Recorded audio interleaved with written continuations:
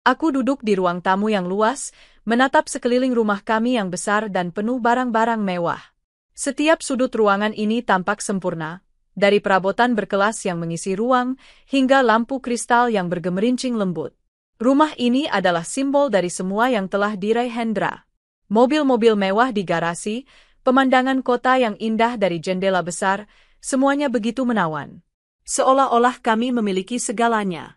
Tapi hanya aku yang tahu, di balik kemewahan itu, ada kekosongan yang semakin membesar. Hari itu, seperti biasa, Hendra baru saja pulang dari perjalanan bisnisnya yang entah kemana lagi. Senyumnya lebar, begitu antusias, dan matanya berbinar seolah baru saja memenangkan sesuatu yang sangat besar. Aku tahu itu, dia tidak pernah bisa menyembunyikan kegembiraannya setiap kali dia kembali membawa cerita baru tentang petualangannya. Di matanya, dunia ini adalah tempat yang penuh kesenangan, dan dia ingin menunjukkan itu pada semua orang, termasuk aku. Hana, lihat ini. Hadiah dari perjalanan kali ini, katanya dengan riang, sambil membuka koper besar dan mengeluarkan sebuah tas desainer yang tampak mahal sekali. Aku tahu ini pasti akan kamu suka. Aku hanya tersenyum. Senyuman yang semakin sulit kupaksakan. Terima kasih, Hendra, jawabku, berusaha terlihat gembira. Padahal, yang kurasakan justru jauh berbeda. Tas itu memang indah, tapi aku tak bisa menghindari rasa kecewa yang semakin mendalam. Barang-barang seperti itu tidak akan mengisi ruang kosong yang ada dalam hati kami, dalam keluarga ini. Kami butuh lebih dari sekadar barang-barang mahal dan kejutan yang tak berarti. Hendra terus bercerita tentang perjalanannya, tentang pesta-pesta mewah yang dihadirinya, tentang tempat-tempat eksotis yang dia kunjungi, dan tentu saja, tentang betapa suksesnya dia dalam pekerjaannya. Semua itu diucapkan dengan semangat, seolah dunia harus mengakui betapa hebatnya dia. Di sisi lain, aku hanya bisa menatapnya, mendengarkan dengan setengah hati, merasa semakin jauh darinya. Semua itu terasa kosong bagiku. Aku berpaling ke arah Farhan, anak kami yang berusia 6 tahun. Dia duduk di sudut ruangan, memeluk bonekanya erat-erat, matanya kosong, tak ada senyum yang biasa menghiasi wajahnya. Dulu, ketika Hendra pulang dari perjalanan, Farhan akan berlari dengan gembira ke arah ayahnya, memanggilnya dengan sebutan, Papa, dan memeluknya dengan penuh sukacita. Tapi kali ini, Farhan hanya diam, memandangi Hendra dengan tatapan yang tak bisa kuterjemahkan. Aku tahu dia merasa kecewa, tapi siapa yang bisa dia ajak bicara? Ayahnya sibuk dengan dunianya sendiri. Aku tahu betul kondisi Farhan. Tubuhnya yang dulu gemuk dan sehat kini semakin kurus. Entah sudah berapa lama kami kekurangan makanan. Setiap kali aku menghidangkan makan malam, selalu ada rasa cemas di hati. Cemas tentang apa yang bisa kami makan esok hari, dan apakah itu cukup untuk Farhan. Aku berusaha memberi yang terbaik untuknya, meskipun itu berarti aku harus mengorbankan banyak hal, termasuk kebahagiaanku sendiri. Aku memandangi Farhan dengan hati yang berat. Dia tak tahu apa-apa. Anak sekecil itu tidak seharusnya merasa khawatir tentang makanan, tentang masa depan. Tapi kenyataannya, dia melakukannya. Dan aku, sebagai ibunya, merasa gagal. Sementara itu, Hendra terus saja menghabiskan waktunya untuk berbicara tentang hal-hal yang tidak penting, tentang barang-barang baru yang dia beli, tentang liburan mewah yang dia jalani, tentang betapa dia merasa dihargai di tempat-tempat yang dia kunjungi. Aku merasa tak berarti di dunia ini. Malam ini, kita makan di luar, ya? Kata Hendra dengan penuh semangat, seperti biasa. Aku ingin kita pergi ke restoran favorit kita. Kamu pasti suka. Aku tersenyum, tapi kali ini tidak ada kegembiraan di dalamnya. Hati kecilku bertanya-tanya, apakah Hendra benar-benar tahu betapa kami butuh lebih dari sekadar makan di luar? Apa dia tidak tahu bahwa tagihan-tagihan rumah semakin menumpuk dan uang yang kami miliki sudah semakin menipis? Aku ingin berbicara, ingin mengatakan yang sebenarnya, tetapi kata-kata itu terasa begitu berat dan sulit keluar dari mulutku. Ya, aku setuju. Jawabku pelan, berusaha menahan emosi. Tapi, Hendra, kita harus mulai memperhatikan keuangan rumah tangga. Aku merasa semakin sulit untuk mengatur semuanya sendirian. Hendra melirikku sekilas, tapi cepat kembali pada ceritanya tentang perjalanan dan kesenangannya. Seolah-olah kata-kataku tidak berarti apa-apa baginya. Seolah-olah aku hanyalah bagian dari rutinitas hidupnya yang tak pernah dia perhatikan. Aku menarik napas panjang dan berusaha menenangkan diri. Aku tidak ingin bertengkar. Aku tahu, Hendra tak akan mengerti. Bagaimana mungkin dia mengerti jika dia terus terjebak dalam dunia kemewahannya yang tidak ada habisnya? Bagaimana bisa aku berharap dia melihat betapa rapuhnya kehidupan kami jika dia terus hanya peduli pada dirinya sendiri? Farhan masih duduk di sana, tidak berkata apa-apa, hanya menatap ke arah kami. Aku ingin memeluknya, menghiburnya, dan memberitahunya bahwa semuanya akan baik-baik saja. Tapi aku tahu itu bukan kenyataan yang bisa kuberikan padanya. Aku tidak tahu lagi harus bagaimana. Apa yang bisa kulakukan jika Hendra lebih memilih untuk menghabiskan waktunya untuk dirinya sendiri, sementara kami, aku dan Farhan, hanya menjadi bagian yang terlupakan dalam hidupnya? Hari-hari berlalu dengan cepat, tetapi perasaan kesepianku semakin mendalam. Meskipun rumah kami tetap terlihat megah, di dalamnya ada kekosongan yang semakin terasa. Hendra, suamiku, semakin sibuk dengan dunianya sendiri, dunia yang penuh dengan kemewahan, pesta, dan kesenangan. Sementara aku, setiap hari berjuang dengan kenyataan hidup yang semakin sulit. Aku mencoba untuk tetap tegar, mencoba memberikan yang terbaik untuk Farhan, meskipun terkadang aku merasa lelah dan putus asa. Makanan kami semakin terbatas, dan uang yang ada di rekening semakin menipis. Aku terpaksa mencari cara untuk bertahan, untuk memenuhi kebutuhan sehari-hari. Kadang aku merasa cemas melihat Farhan yang semakin kurus. Aku tak tahu lagi bagaimana cara menghadapinya, apalagi saat Hendra tidak pernah memperhatikan keadaan kami. Setiap kali aku mencoba berbicara tentang keuangan, Hendra selalu mengalihkan pembicaraan. Tenang saja, Hana. Semua akan baik-baik saja. Aku punya rencana, katanya dengan percaya diri. Namun, semakin aku mendengarnya, semakin aku merasa bahwa dia hanya menghibur dirinya sendiri. Rencana apa yang dia maksud jika pengeluaran kami jauh melebihi pemasukan? Apakah dia benar-benar tidak melihat betapa sulitnya hidup kami? Hari itu, aku pergi ke pasar dengan uang yang tersisa, mencoba membeli bahan makanan dengan sehemat mungkin. Aku merasa seperti aku sedang bertarung dengan waktu.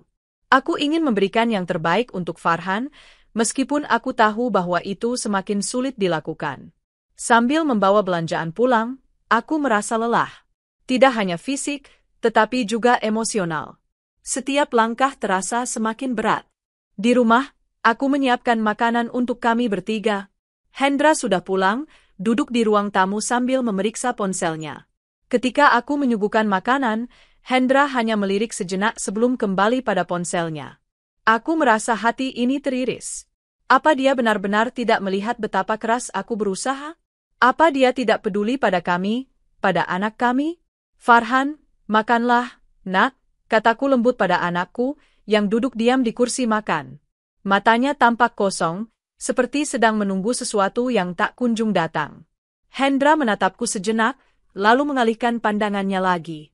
Aku tahu dia melihat Farhan yang sedang makan dengan pelan, tapi dia tidak mengatakan apa-apa. Tidak ada kata-kata penghiburan atau perhatian yang keluar dari mulutnya. Seolah-olah Farhan dan aku hanyalah latar belakang dalam kehidupannya yang lebih penting. Apa rencanamu malam ini? Aku akhirnya bertanya, mencoba membuka percakapan. Hendra mengangkat wajahnya, seakan terkejut mendengar pertanyaanku. Oh, aku ada pertemuan dengan klien malam ini, jawabnya dengan santai. Kamu dan Farhan bisa makan malam sendiri, kan? Aku terdiam. Aku merasa seperti terpukul oleh kata-kata itu. Pertemuan dengan klien? Lagi? Aku tahu betul bahwa pekerjaan Hendra adalah prioritas baginya. Aku tidak pernah keberatan dengan pekerjaan itu, tetapi aku mulai merasakan bahwa pekerjaan itu telah mengambil sebagian besar hidupnya, bahkan hidup kami.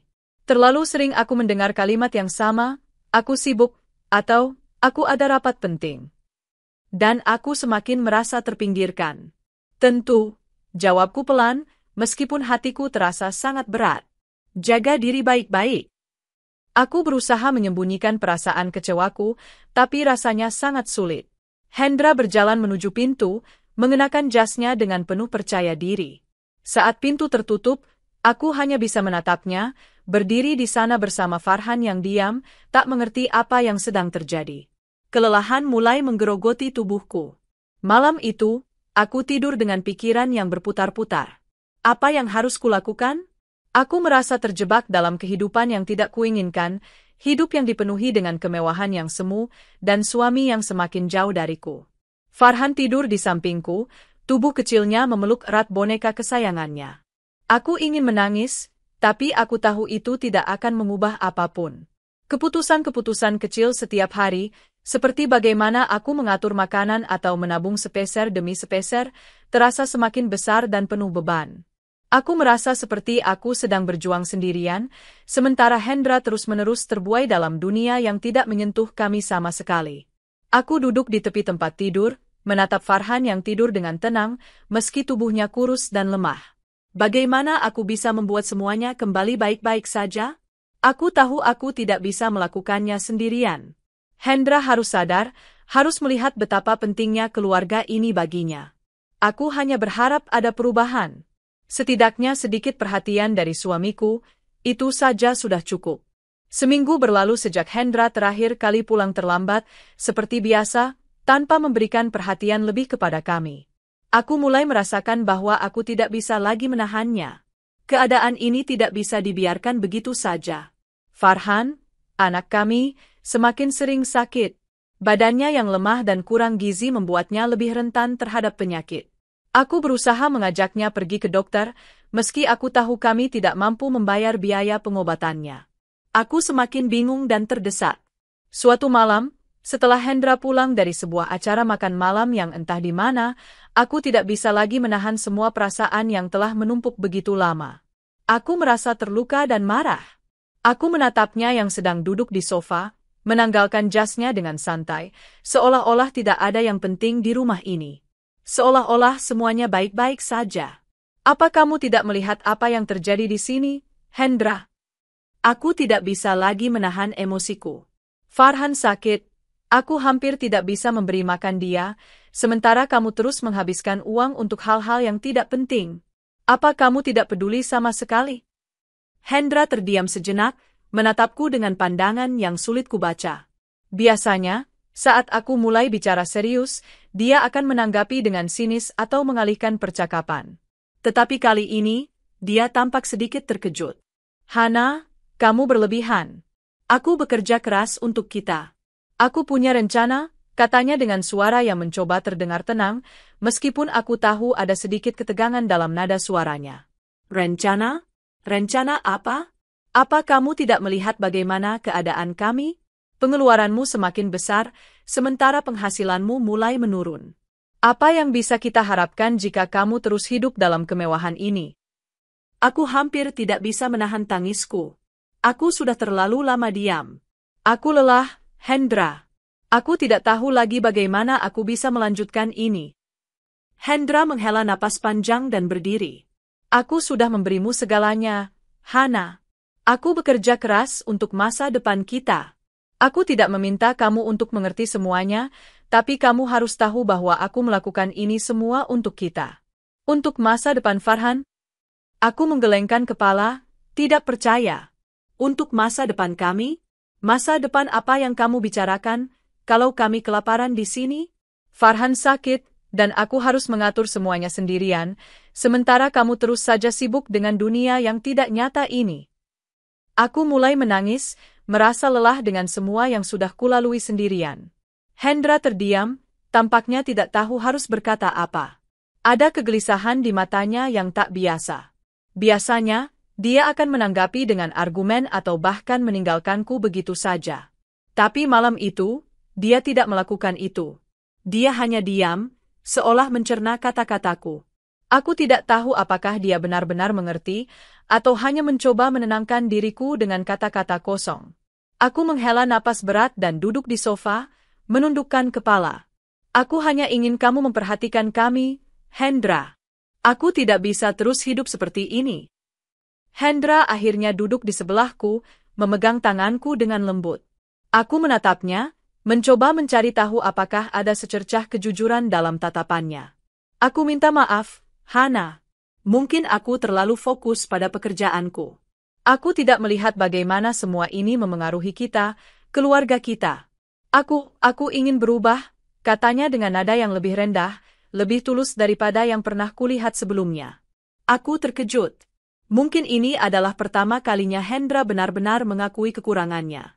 Aku merasa sedikit lega, meskipun aku tahu perubahan itu tidak akan terjadi dalam semalam. Tapi setidaknya, ada harapan. Setidaknya, dia mulai melihat kami. Aku janji akan lebih memperhatikan Farhan dan kamu. Aku akan mulai mengubah cara hidupku. Aku akan menjual beberapa barang yang tidak perlu, dan aku akan lebih fokus pada apa yang benar-benar penting. Hendra melanjutkan, matanya tampak serius. Aku tidak bisa berkata apa-apa. Aku hanya mengangguk, meskipun keraguan masih ada di dalam hati. Aku ingin percaya padanya. Aku ingin percaya bahwa dia benar-benar akan berubah, bahwa keluarga kami akan kembali seperti dulu, bahagia, bersama-sama. Tapi aku tahu, perubahan tidak pernah mudah. Aku akan berusaha, Hana.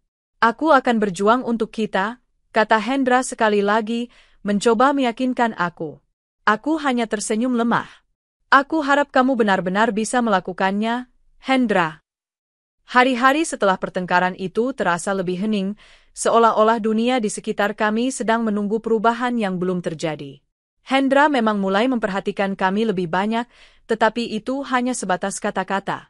Beberapa barang yang sebelumnya dia beli dengan mudah mulai dijual, dan aku melihatnya lebih sering menghabiskan waktu di rumah daripada bepergian untuk urusan pekerjaan atau bersenang-senang. Namun, perubahan itu terasa lebih seperti upaya untuk menebus kesalahan, bukan karena dia benar-benar sadar akan kebutuhanku dan Farhan. Aku tidak tahu harus merasa lega atau khawatir. Di satu sisi, ada sedikit harapan. Hendra mulai lebih sering pulang dan ikut makan bersama kami. Dia juga berusaha berbicara lebih banyak dengan Farhan, meskipun Farhan tetap saja masih tampak canggung, tak sepenuhnya bisa menerima kehadiran ayahnya setelah sekian lama terabaikan. Tapi di sisi lain, aku merasakan ada jarak yang tak bisa begitu saja dijembatani. Hendra bukanlah orang yang mudah berubah, dan meskipun dia mencoba, aku tak yakin perubahan itu bisa cukup cepat untuk menanggulangi masalah besar yang kami hadapi, utangnya, pengeluaran yang terus bertambah, dan kebutuhan sehari-hari yang terus menuntut perhatian. Keadaan kami semakin sulit. Meskipun Hendra berjanji untuk lebih peduli, aku tahu bahwa tidak ada solusi instan untuk masalah-masalah yang sudah menumpuk. Aku mencoba untuk tetap optimis, tetapi kenyataan di lapangan sangat berbeda. Aku harus menghadapi tagihan yang semakin menumpuk, dan beberapa kali terpaksa berutang pada tetangga untuk memenuhi kebutuhan dasar kami. Itu membuatku merasa semakin tertekan. Suatu pagi, setelah Hendra pergi untuk beberapa urusan bisnis, aku duduk di meja makan dengan Farhan, memandangi sisa makanan yang hampir tidak cukup untuk makan siang. Aku merasa cemas. Aku tahu Hendra sedang berusaha, tapi apa yang kami butuhkan bukan hanya perubahan sikap. Kami membutuhkan solusi nyata, uang, pekerjaan yang lebih stabil, dan ketenangan pikiran yang sudah lama hilang. Farhan memandangku dengan tatapan yang khawatir, matanya yang besar penuh dengan pertanyaan. Aku mencoba tersenyum padanya, meskipun hatiku merasa berat. Jangan khawatir, Nak. Semua akan baik-baik saja, kataku, berusaha menenangkan hati sendiri lebih dari sekadar memberinya keyakinan. Hendra pulang lebih cepat dari biasanya hari itu. Wajahnya tampak sedikit lelah, namun dia mencoba untuk tetap terlihat positif. Aku sudah bicara dengan klienku, Hana. Aku mendapatkan kesempatan baru untuk bekerja sama. Mungkin ini bisa jadi titik balik kita, katanya dengan semangat yang aku harapkan, meskipun sedikit ragu aku mendengarnya. Aku ingin percaya, tetapi aku tidak bisa begitu saja membiarkan harapan itu menguasai pikiranku. Semoga kali ini benar-benar bisa membantu, Hendra, jawabku pelan. Aku sudah tidak tahu lagi harus berbuat apa. Aku takut jika ini terus berlanjut, kita akan terjebak dalam utang yang tak bisa kita bayar. Hendra mengangguk, tampaknya meresapi kata-kataku. Aku tahu, Hana, aku tahu ini sulit, tapi kita harus percaya bahwa segala sesuatu bisa berubah. Aku akan berusaha lebih keras, katanya, berusaha meyakinkan diriku. Namun, Meskipun ada janji yang keluar dari mulut Hendra, aku tidak bisa mengabaikan kenyataan bahwa tidak ada perubahan besar yang terjadi dalam kehidupan kami. Kami masih berjuang dengan masalah keuangan yang terus-menerus menghantui kami. Aku masih berjuang sendirian untuk memastikan bahwa Farhan bisa mendapatkan makanan dan perawatan yang dia butuhkan. Aku semakin merasa terperangkap dalam kesulitan yang tampaknya tidak pernah berakhir. Hari-hari berlalu, dan meskipun ada sedikit perubahan dalam sikap Hendra, hidup kami tetap penuh tantangan. Aku terus mengatur keuangan, berusaha keras untuk menghindari utang lebih banyak lagi. Tetapi setiap hari, aku merasa semakin lelah. Aku tahu kami membutuhkan lebih dari sekadar janji dan perubahan kecil yang tampaknya tidak cukup. Kami membutuhkan langkah besar, tindakan nyata, dan perubahan yang bisa bertahan.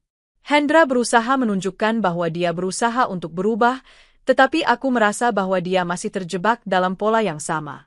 Dia mulai mengurangi pengeluaran pribadi, tetapi seringkali itu hanya bertahan sementara. Tidak ada komitmen yang benar-benar mengubah situasi kami. Aku bisa melihat bahwa Hendra masih bingung, masih mencari cara untuk mempertahankan hidup mewahnya tanpa menyadari betapa besar beban yang harus kami tanggung. Aku mulai bertanya-tanya, apakah ini bisa berlanjut? Apa yang akan terjadi jika kami terus seperti ini?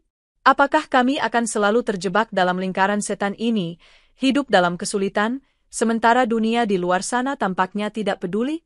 Suatu malam, setelah makan malam yang sederhana, aku duduk di samping Farhan yang sedang memainkan mainan kesayangannya. Aku menatap Hendra, yang sedang membaca email di ponselnya, dan tiba-tiba muncul rasa takut dalam diriku. Takut jika perubahan yang dijanjikan Hendra hanyalah sebuah ilusi. Takut jika kami akan terus terombang-ambing dalam ketidakpastian. Aku ingin percaya padanya. Aku ingin percaya bahwa kami bisa keluar dari keterpurukan ini bersama-sama. Tetapi di dalam hatiku, aku tahu bahwa kami membutuhkan lebih dari sekadar niat baik dan janji-janji kosong. Kami membutuhkan keberanian untuk menghadapi kenyataan, untuk mengambil langkah besar agar bisa benar-benar berubah, dan aku tidak tahu apakah kami bisa mencapainya. Tamat. Di balik setiap perjuangan dan kesulitan hidup, terkadang kita merasa terjebak dalam lingkaran yang tidak bisa dipecahkan. Namun, meskipun jalan terasa berat dan penuh rintangan, selalu ada harapan untuk berubah. Kisah Hana dan Hendra mengajarkan kita bahwa perubahan tidak datang begitu saja, tetapi melalui usaha bersama, komunikasi yang terbuka, dan komitmen untuk memperbaiki diri. Ketika kita saling mendukung dan berjuang bersama, meskipun situasi sulit, kita bisa menemukan jalan keluar. Kehidupan keluarga yang penuh tantangan ini menunjukkan bahwa meski terkadang kita merasa sendirian, kita tidak pernah benar-benar sendiri. Selama ada cinta, ada kesempatan untuk bertumbuh dan memperbaiki segalanya. Terima kasih telah membaca cerita ini. Jika kamu menikmatinya, jangan lupa untuk memberi like, meninggalkan komentar, dan subscribe untuk mengikuti cerita selanjutnya.